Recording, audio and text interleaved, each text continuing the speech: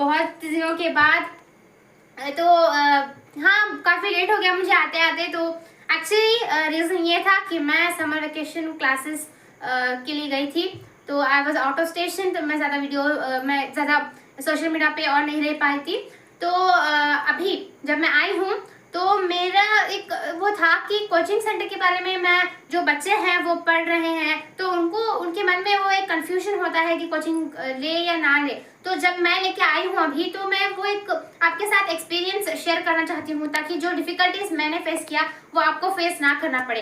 तो आपको मैं मेरिट्स भी बताऊंगी, डीमेरिट्स भी बताऊंगी इस वीडियो में। एंड आज के बाद वीडियोस कंटिन्यूसली आते रहेंगे।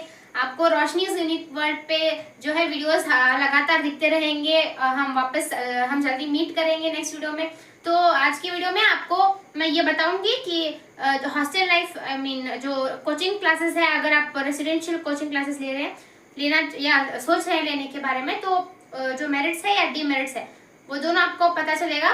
तो अगर आपको ये पूरा पता करना है तो पूरा वीडियो एंड तक देखिए। एंड इसीलिए थोड़ा सा टाइम लगा आने के लिए, क्योंकि मैं भी जो है कोचिंग ले रही थी, मैं भी पूरा देख रही थी। तो या आप वीडियो एंड तक देखो एंड कैसा लगा कमेंट करके जरूर बताना। अगर वीडियो पसंद आए तो लाइक शेयर एंड सब्सक्राइब। आजकल बच्चे एक कॉमन सवाल पूछते हैं कि कोचिंग ले या ना ले। तो कोचिंग सेंटर के मेरा एक्सपीरियंस मैं आपको बताऊंगी। कोचिंग सेंटर के क्या मेरिट्स होते हैं, क्या डीमेरिट्स होते हैं, आपको लेना चाहिए नहीं लेना चाहिए, अगर लेना चाहिए तो कैसा लेना चाहिए। तो इस बारे में हम थोड़ा सा आज बात करेंगे। तो कोचिंग सेंटर में आपको जो पहला आपको मेरिट कह सकते हैं, आपको एक एडवांटेज ये होता है कि आप जब घर से दूर रहते हैं तो घर के वो जो डिस्ट्रैक्शंस होते हैं कि अगर घर पे है तो कॉमनली फैमिली मेंबर्स होते हैं, किसी किसी के जॉइंट फैमिली होते हैं, तो आपको एक कॉमन डिस्ट्रैक्शन ये होता है कि कोई टीवी चला रहा है, कोई मोबाइल देख रहा है, कोई फोन यूज कर रहा है। तो आपको वो डिस्ट्रैक्शन होता है कि अगर आप पढ़ भी रहे हैं, आप कितना भी फोकस करके पढ़ो, अगर आपको बाहर डिस्ट्रैक्शन है तो आप नहीं पढ़ सकते। तो अगर आप कोचिंग में हो तो आपको एक एडवांटेज ये हो सकता है कि अगर आपको फर्स्ट ऑफ ऑल आपको इतना टाइम होता नहीं है कि आप टीवी देखो, वहाँ पे टीवी अलाउ होता ही नहीं है, तो ये आपको एक होता है। और घर पे अगर आप सेल्फ स्टडी कर रहे हैं तो जब आप सोशल मीडिया यूज करते हैं, तो अगर आप सेल्फ स्टडी कर रहे हैं तो कुछ डाउट्स आपको आते हैं, आपको ऑनलाइन कोचिंग की जरूरत पड़ती है। अगर आप वो कर रहे हैं तो यू नो व्हाट, वो सोशल मीडिया है, आपको कुछ ऐसे इंटरेस्टिंग से आपको रील मिलेगा, आप वो स्क्रॉल करोगे, फिर आपको हाँ देखोगे, आप फिर टाइम देखोगे, अरे टाइम चला गया, इतना टाइम चला गया, आपको पता नहीं चलेगा। तो दैट्स व्हाट, वो एक आपको डिसएडवांटेज है। अगर आप कोचिंग में होते हैं तो आप सीधे डाउट्स आपके जो टीचर्स हैं उनसे पूछ सकते हैं एंड आपको वो क्लियर करके देंगे। तो आपको ज़्यादा टाइम नहीं होगा कि आप डिस्ट्रैक्ट हो या ऐसा। ओके, एंड सेकेंड थिंग, जो आप कोचिंग में पढ़ रहे हैं आपको असाइनमेंट्स मिलेंगे। अगर आप नहीं भी पढ़ रहे तो आपको वो असाइनमेंट लिखना होगा, तो वो आपको एक रिविजन की तरह होगा कि आप जो आज हमारे यहाँ आज क्लास में ये पढ़ाया तो हम उस पर क्वेश्चन सॉल्व करेंगे, हम उस पर असाइनमेंट्स लिखेंगे। तो अगर आप नहीं भी पढ़ रहे तो आपको वो हेल्प हो सकता है। और घर पे ये होता है ना कि सेल्फ स्टडी होता है, तो एक अगर आपको अब थक गए हैं तो आपको एक डिमोटिवेशन होता है कि अब बस अब नहीं करना है। अगर आप हॉस्टल लाइफ में रहते हैं, आप रेसिडेंशियल कोचिंग सेंटर बात कर रही हूँ, तो अब कोचिंग सेंटर में क्या होता है, बच्चे आपके साथ बहुत होते हैं, तो वो पढ़ने का एक माहौल बना रहता है। अगर वो पढ़ रहे हैं तो हमको भी वो होता है ना कि अब अगर हमें अब टायर्ड हो भी गया है तो अब हम ब्रेक ले रहे हैं, पर वो पढ़ रहे हैं तो इट विल लाइक हाँ हम भी पढ़ेंगे, अब और पढ़ना है, और वो भी पढ़ रहे हैं, तो आपको भी एक वो मोटिवेशन आता है कि अगर ये भी पढ़ सकते हैं तो हम भी पढ़ सकते हैं। तो वो एक होगा आपका एडवांटेज। और थर्ड एडवांटेज आपका ये होगा कि अगर आप कोचिंग सेंटर में पढ़ रहे हैं तो जो टीचर्स हैं, एक कोचिंग सेंटर के जो टीचर्स हैं उनको ईयर्स का एक्सपीरियंस होता है कि किस तरह के बच्चे आते हैं, किस तरीके से उनको पढ़ाना होता है, उनके टीचिंग स्किल्स हो जो भी हो, उनको एक एक्सपीरियंस होता है। ओके, तो नेक्स्ट बेनिफिट आपको ये हो सकता है कि अगर आप कोचिंग सेंटर में जाते हैं देन आप पेरेंट्स से ऑब्वियसली दूर रहते हैं, तो आपके ऊपर एक प्रेशर बना रहता है कि अगर इतनी दूर आए हैं तो कुछ करके जाएंगे।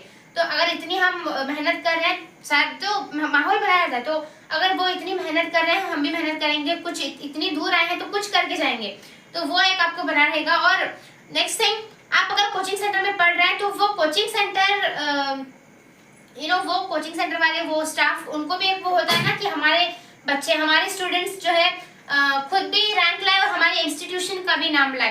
तो टीचर्स ज़्यादा से ज़्यादा आप पे फोकस करेंगे कि इस बार ज़्यादा से ज़्यादा सिलेक्शंस हमारे कोचिंग सेंटर से हो। ओके, तो ये कुछ मेरिट्स थे।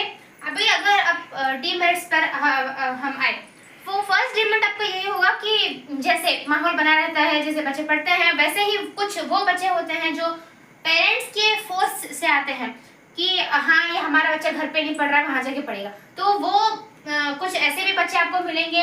अगर आप इन बच्चों के अलावा अगर आप उन बच्चों के साथ रहे तो आपको फर्स्ट थिंग आपको डिस्ट्रैक्शन होगा। वो जो बच्चे हैं फोर्सिबल जो आए थे, एक वो भी नहीं पढ़ेंगे ना आपको खुद को पढ़ने देंगे। तो आपको वो एक डिमेरिट हो सकता है कि आपको सोचना है कि हाँ हम इसके लिए आए हैं तो यही करेंगे, पढ़ने के लिए आएंगे, पढ़ाई करेंगे।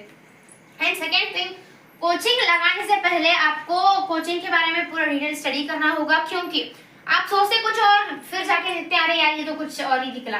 तो ऐसा होना नहीं चाहिए। तो आपको कोचिंग सेंटर कैसा है, कोचिंग के वो जो मेंटर्स है तो उनको आपको देखना है, उनके कॉन्सेप्ट आपको समझ में आ रहा है नहीं समझ में आ रहा है, उनका टीचिंग स्किल है वो एक्सपीरियंस है नहीं एक्सपीरियंस्ड है।